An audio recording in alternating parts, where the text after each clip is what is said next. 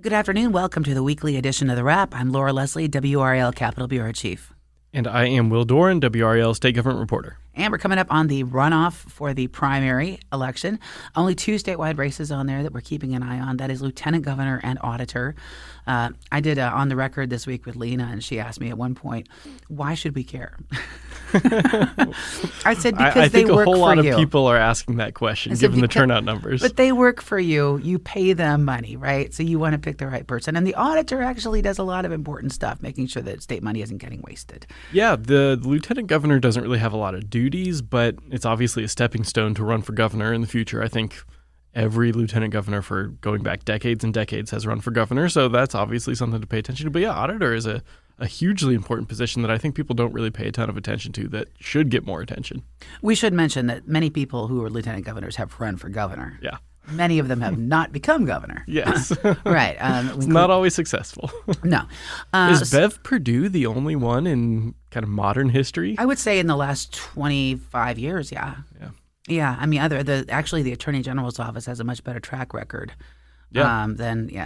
But anyway, we should mention that it's going to be Jim O'Neill and Hal Weatherman in the lieutenant governor's race, and our colleague Paul Spey had a great wrap-up of that race that was posted last weekend, and on Sunday he's going to be posting a wrap-up of the auditor's race, which is featuring, I think it's John Clark, is that right? Jack Clark and Dave Bullock. Jack Clark and Dave Bullock. So that's a very interesting one, very interesting pairing. Different people, very different people. There. Yeah, well, I mean, it offers a choice between do you want a lawyer or do you want a CPA? And, do you want someone who's experienced but a former Democrat, or young but has always been a Republican? Yeah, so we'll be watching that. Of course, we'll have the results for you Tuesday night, as always, as we do here on WRAL. So tune in at 10 and 11. You can catch us wrapping that up.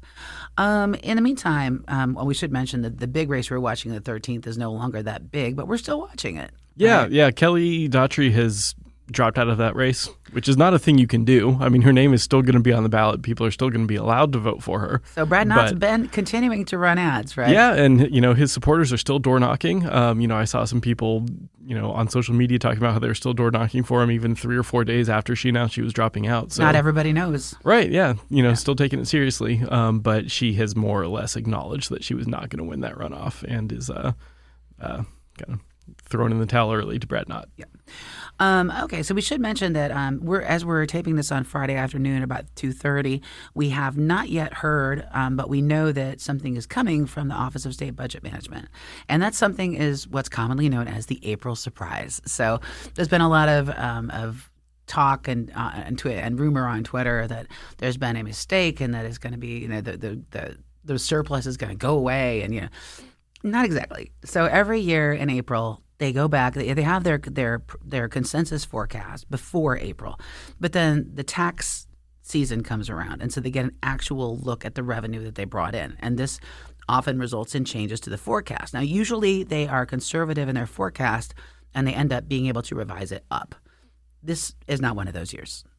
Well, they revised it up at first, but now they're kind of pumping the brakes on that and saying, well, maybe it's not as much up as we thought it was going to be. So it sounds like from what I'm being told is it's still going to be around $1 billion, maybe a little short of $1 billion, but not $1 billion for. Yeah. And given that lawmakers have already sort of agreed to spend about half of that money, that certainly casts into doubt what's going to happen with something that we discussed and covered yesterday, which is rebates. Right. Let me point this out.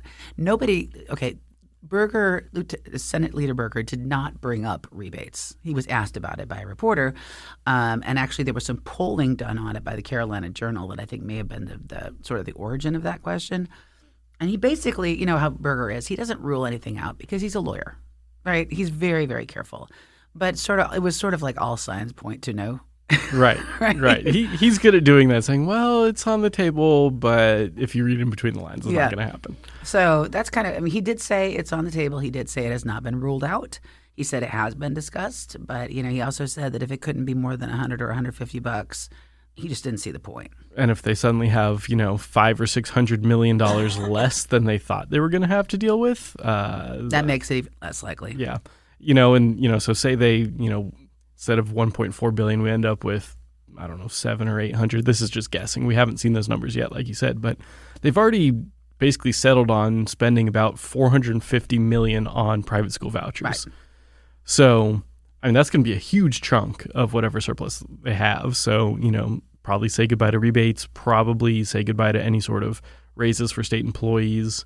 Maybe bonuses for state employees are still on the table, but probably not very big ones. Well, don't forget, there's still also the child care cliff hanging out there. Exactly. And the child care folks have been very clear with lawmakers that if they don't get an infusion of around $300 million, that we're looking at the possibility of a third of child care is closing their doors.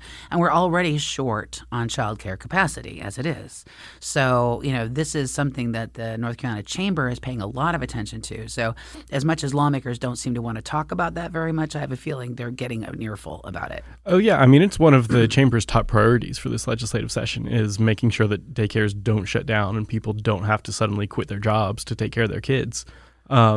We've heard from some critics who say, well, maybe the chamber can put a little skin in the game because, currently businesses in the state are paying a pretty low tax rate and it's set to go to 0 by 2030. So, people are saying, well, hey, chamber wants us to be spending more taxpayer money on keeping daycares open at the same time that businesses are seeing all of their taxes cut. Like, hold on a second. Why don't they pay some more taxes and help fund these taxpayer funding for daycares? I'm not sure that Republican leaders are going to be very amenable to that. No, I think not, but who knows? So a few things that popped up this week. Number one was the Shalom Act. I think we talked about this last week maybe a little bit, but this is the act that puts a definition of antisemitism into state law, something that has not been there before. It is a fairly broad definition. It was put together by the International Holocaust Remembrance Alliance as a working sort of educational tool. It was like literally labeled as non-legally binding. Yeah. That hasn't stopped about 32 other states from adopting it as law. There's been this nationwide push, and Congress has talked about it. A lot of other states have done this. There was some blowback from some advocacy groups here in North Carolina, and on both the left and the right, who are concerned that it is just a really overly broad definition that, any political criticism of the government of Israel, not even Jewish people in general, but the Israeli government could be labeled as anti-Semitism. Questioning the Holocaust is another thing in there that, obviously Lieutenant Governor Mark Robinson has been accused of doing in the past as he, runs for governor. I think he said that he supports this bill. He does. But, we've heard from people on the right, who think that it goes too far. We've heard from people on the left who thinks it goes too far. Especially folks who have been advocating or protesting in favor of the Palestinians, right? Because, how do you, a lot of them say, for example, stop the genocide in Gaza. But under the definition, it would be anti-Semitic to accuse Jewish people of genocide. Right. Now, of course, what was pointed out by one of the Democratic co-sponsors of this bill in the House, Caleb Rudow, was that speech is protected, right? Speech is still protected under the First Amendment. But at the same time, it can be used to sort of establish a pattern if they want to charge someone with a hate crime. Yes. And, should note, Caleb Rudow is Jewish and had a very moving speech about, his family's history and being, forced out of Eastern Europe and forced to, flee to the United States where they've obviously found acceptance. Right. And, he's risen to, to prominence here. But yeah, a lot of passion speech. But despite all of the criticism that we heard from outside groups on this, there really was no opposition within the legislature, at least at the final vote count. There were grumblings within the Democrats because they said, if we don't vote for this, then we're going to be, basically, held up as examples of people who are anti-Semites. Yes. I mean, it was clearly, a political move, to see how many Democrats would, vote against it. Only four did. Only 4 of them did. It was a small number. And now it heads over to the Senate, where it's, I don't think it got exactly a glowing welcome from Senator Berger. He said they want to look at it. He said, I'm not sure this is the right bill, but we will look at it. Well, a very similar bill was filed in the Senate last year and didn't go anywhere. Obviously. That was Senator Hoenig's, right? Yeah. And obviously now there's more momentum for it, given everything that we're seeing in Israel and Gaza. But and on campus protests, which is what we're hearing a lot, is sort of really motivating some of this stuff. Another thing that seems to be linked to some of these campus protests is a bill that you covered that would make it illegal to wear a mask in public. Yes, this would be a pretty massive change. We have a law that says wearing a mask in public is illegal, and that was passed in the 1950s. It's kind of an anti-KKK crackdown, and over time we've added in exemptions, including one for health and safety. But Republicans are now saying, well, because of all of the COVID norms of, people were wearing masks in public everywhere they go, they say, we think people are abusing those kind of societal norms now as an excuse to hide their identities when they're doing things they're not supposed to be doing. And one of the things they don't think they should be doing is protesting. They don't like the fact that protesters are, in lots of cases, wearing their masks. And they definitely are. I mean, if anyone has seen our coverage or anyone else's images of these protests, almost everybody is wearing masks. And it could just be because they are very liberal people and are, concerned about COVID.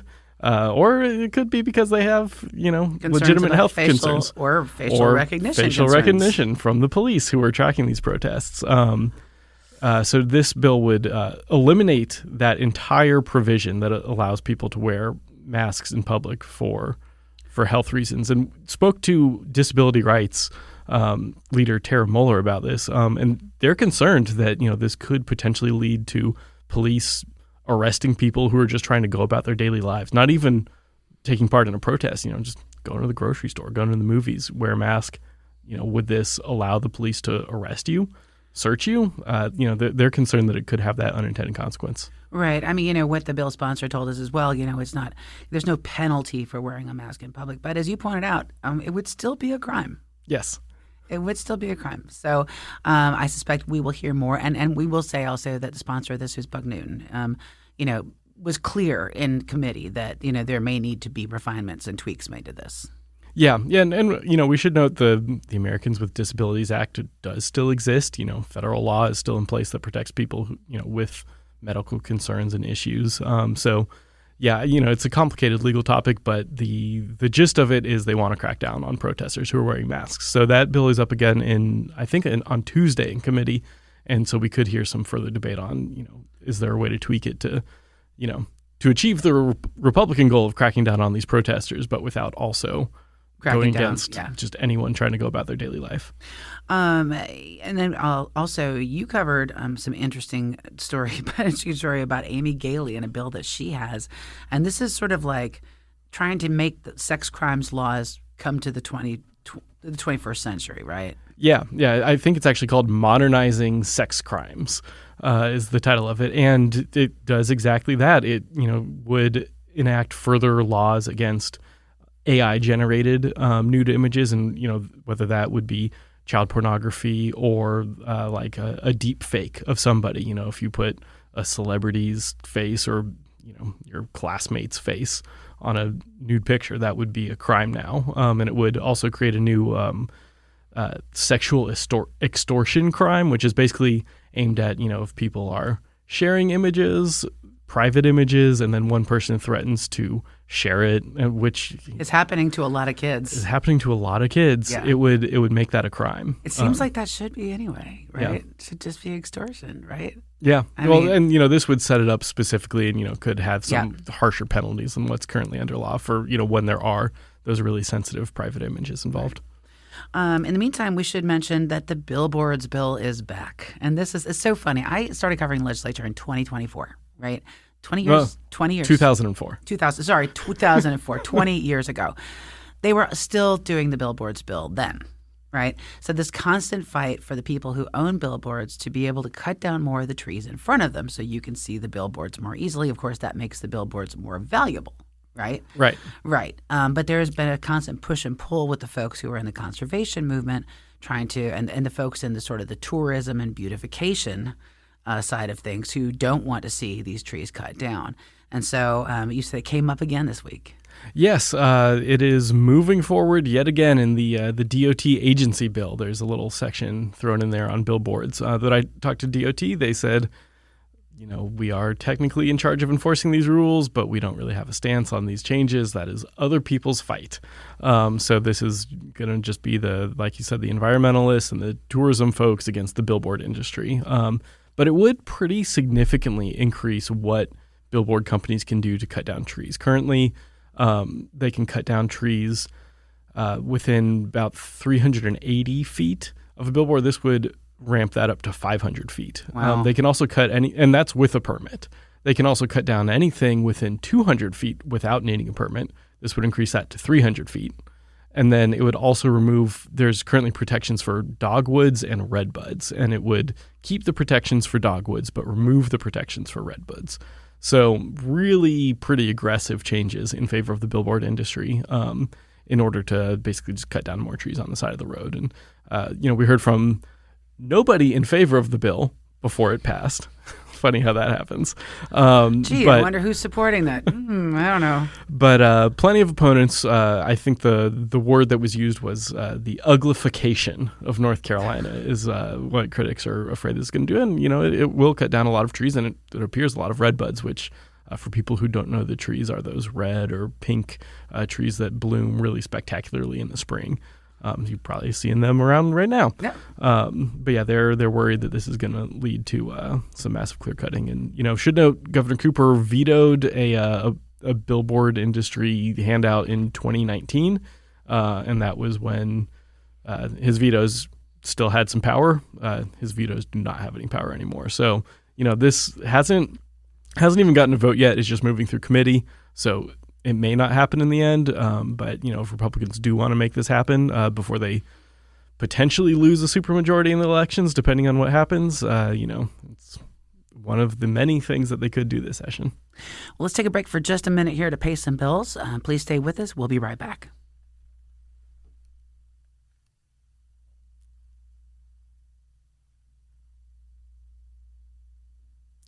And we're back on the wrap, this week's wrap. Laura Leslie here with Will Doran, looking at the week that was and the week that will be at the legislature.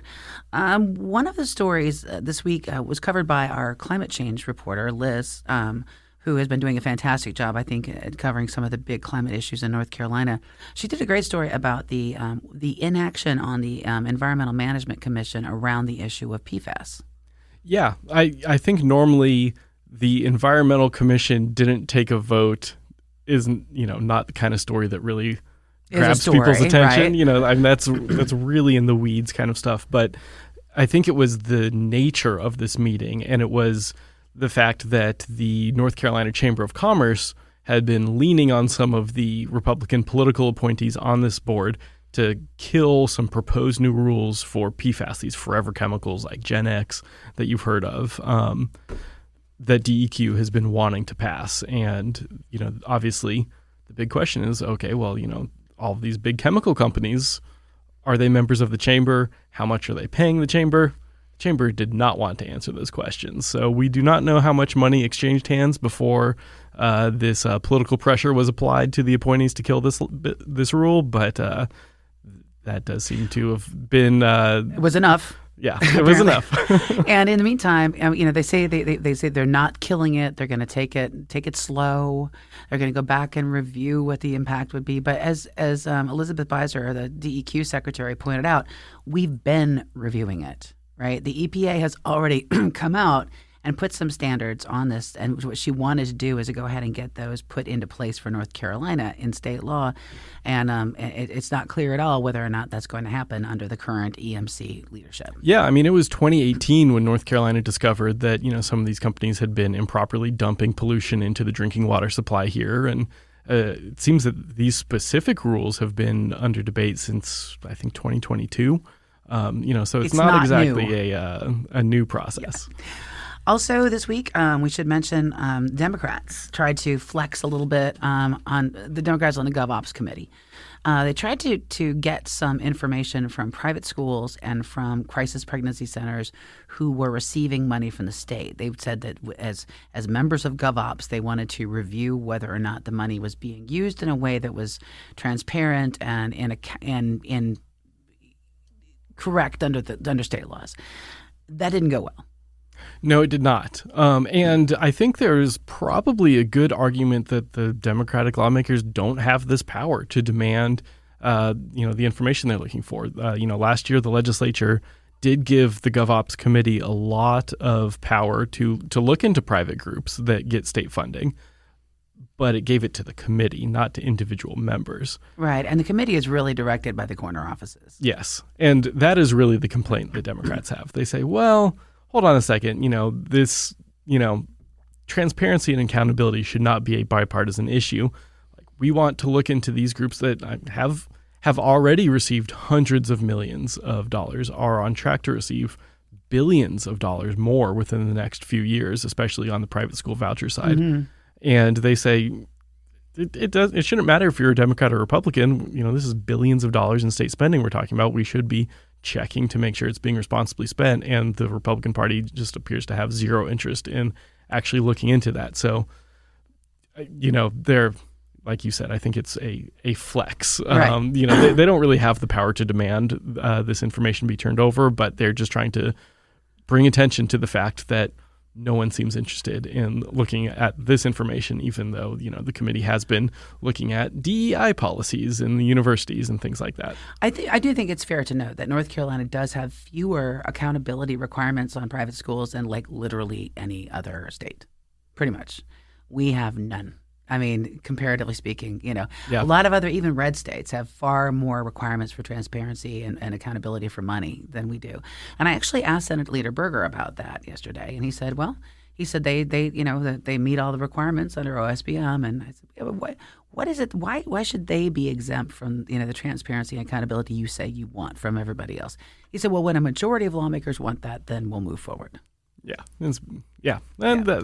is an accurate answer. And, I should know, I talked to the leader of, a private school out in Statesville that receives a lot of voucher funding. The majority of their students are receiving opportunity scholarship money.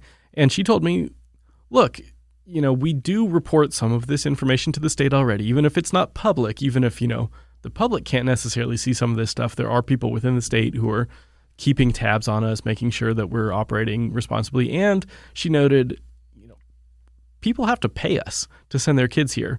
And so, that's the highest accountability of all. If they don't want to keep paying us, they don't have to. They can leave.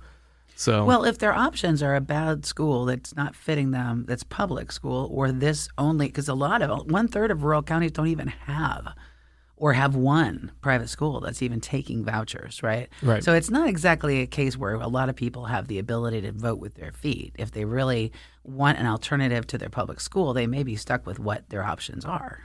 That is true. And that I think that was actually an argument that we heard some Democrats make a little tongue-in-cheek. Hey, you're just sending all this money to, schools in Charlotte and in Raleigh and in Durham. You're not, passing it out to the, your red counties. Where there are, a lot fewer private schools, but that argument did not seem to land. No. Looking ahead to, we should also mention Moore County. This is another one of those. I love these little things that pop up and then pop back down. It's like whack-a-mole in the legislative process. This week, it was the Moore County ETJ rule. So this was attached to a bill that had a lot of housing code provisions, I think if I'm remembering correctly. And somehow or other, it got tacked onto it, a bill that would basically ban Moore County from exercising any ETJ authority, extraterritorial jurisdiction, which a lot of localities use to kind of maintain homogeneity in areas as they're coming out of city limits, so you don't end up with a whole bunch of factories or whatever, or farms right outside of where you have your social district and your restaurants, things like that. So I mean, the legislators have been, or Republican legislators in particular, have been trying to cracking down on ETJs for a while now. But this one, it was kind of weird that it just singled out the one. So it was mentioned and brought up, and then it kind of went away when the bill showed up in the next committee. So clearly some discussions were had. And Senator McInnes, who basically said that he had done it, said that he would remove that into a separate bill, a study bill, so that this would not get in the way of the bill that it was originally attached to. Yeah, well, and we saw some of this in the previous session as well, just some efforts to change building code rules and to kind of take some power away from local governments, including by cracking down, taking away the power to do ETJs. And that's something that, the League of Municipalities, which represents city governments, is very opposed to. They think that they need these sorts of powers, even if the home builder industry doesn't necessarily like having to deal with the city inspectors all the time. I think next week, we are looking for, it looks like it's going to be a mostly quiet week. It looks like most of the action is going to be happening on Wednesday and Thursday with some committee work on the Senate on Tuesday. We could see a vote on H10. That's the veto. That was the bill that's going to be vetoed, and then will have to come back and be overridden. That's the sheriff's and ICE bill. So that bill is currently sitting in the House along with vouchers. It would not surprise me to see that move this week. I also asked Senator Berger about video lottery, right? Video game, basically video poker machines. Yeah. Because there had been a lot of talk about putting them under the lottery and legalizing them and collecting a share of the revenue. And there was a lot of talk about that might happen this session. And I asked Senator Berger why it wasn't we hadn't heard about it 3 weeks into session, and he said it has to come out of the House. And I said, well, why is that? Why is that? And he said, because that's the only way we know that they're going to pass something. So there's still some bad blood there. I think about last year and the casinos bill, and Well, there's the casinos bill, but also if you remember, I think it was in 2021, maybe the sports betting, the first attempt at that got shot down. They really thought they had the votes for that. And then it came up on the House floor and it failed by one vote. And that was after the Senate had started it. A lot of, conservative senators had to step out on a limb and take a vote that was going to be unpopular with some of the more social conservative constituents that they have. And then the House shoots it down. And clearly something that was not planned on happening. Right. So I think they just don't want a repeat of that sports betting bill fiasco from a few years ago, or this whole casino debate from last year. Right. Yeah. Clearly, there's a track record there. So he did agree that sand is running through the hourglass, as he put it, in terms of having time to get that done in this session, because they say, like they always do, that they want to be done at the end of June. I'll believe it when I see it. Well, the thing with these video lottery terminals is, yes, they are illegal, but they're also all over the place. Yeah, they're ubiquitous. And it's this kind of weird legal gray area for some of them where they're either allowed or just the local police don't really bother doing anything about it.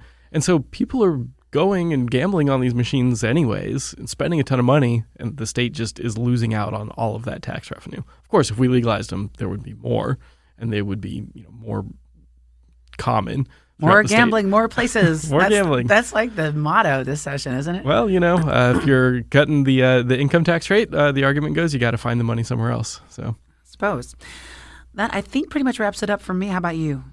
Yeah, I think that was about it. It's going to be one of the things I'm interested in covering next week is HOAs are coming back up. That's right. That was a hot topic last year. The House wanted to really remove the power of HOAs to take people's homes for minor stuff, so you didn't. And this was a bipartisan push too. It was. It was Democrats and Republicans leading this, and HOAs right now, if you don't pay them, you're fined for not cutting your grass one week and letting your grass get too high. For that $20 or whatever the fine is, they can take your house, and which is crazy to me, but okay. Yeah, and so a bill to crack down on that, stop that, did pass the House, died in the Senate. The HOA industry lobbied against it hard, got it really watered down. Then there's this committee that met that we covered a few times back in like January and February. People may recall that kind of talked about, okay, how can we find a middle ground here, come up with some solutions. That bill is going to be up on Wednesday, so we're going to be watching that and see what happens there. All right. Well, thanks so much for joining us, and we will catch you up next week right here on The Wrap.